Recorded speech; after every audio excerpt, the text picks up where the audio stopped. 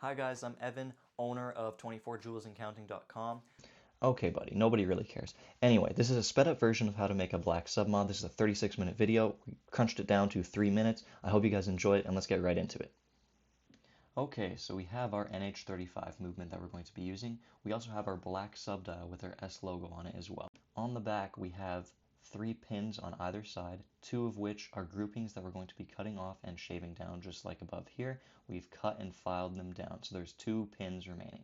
After that, we're going to blow it off with our tool and then put it into our movement into the 2 holes you see above. So now we're going to press that dial down into our movement. We're going to grab our hands here, our hour hand, our minute hand, and then our second hand respectively. We're going to press those down into our watch at the 12 o'clock position. So hour hand, minute hand, and last but not least, the second hand. All right, now we're going to make sure there's no interference between our hour hand and minute hand. After that, we're going to make sure that the second hand, once engaged, is not interfering with anything else either. Right here we have our 2-sided tape, which we're going to remove and then place our bezel into our watch case.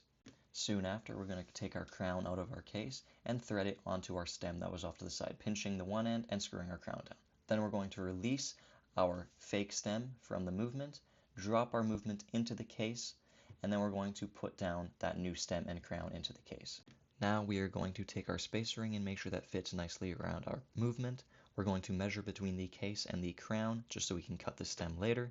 Now we're going to remove the stem and the crown, remove the crown, and then we're going to mark it down with our Sharpie, the distance, cut it, and then we're going to put it back into the movement after we've secured it onto the crown.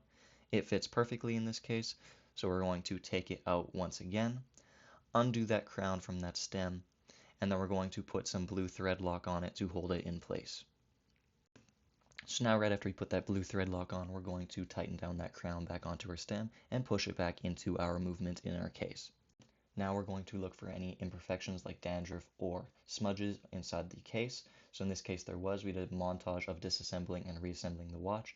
There you just saw us put the gasket back onto the watch, and then we're going to put our case back on. Here is our case back going down the threads of the back of the watch, and then we're going to tighten it even further for extra waterproofing with our black rubber ball. So now we're going to go to our oyster bracelet with our polished center link. We're going to go in from behind to reduce scratching, put that first lug in, put it in, give it a couple tugs to make sure that it's in place, flip it over, do the same thing to the other side with the other lug, and there you have it guys. That is the finished product for our black submod. Now we're going to get into some specifications like this nerd right here says. Please like and subscribe, and if you guys want a longer version of this video, we have it in the link in the left bottom of this short right here. Thanks for sticking around. Love you guys. Have a great one.